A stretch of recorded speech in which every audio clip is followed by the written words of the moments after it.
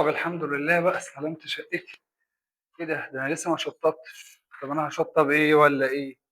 ده كهرباء ولا سباكه ولا ده لسه في نقاش؟ طب اجيب تكييف في اوضه النوم ولا في الريسبشن؟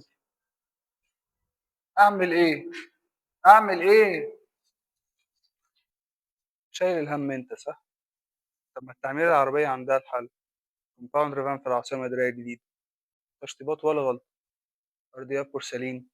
اوض النوم اتش دي اف او باركيه.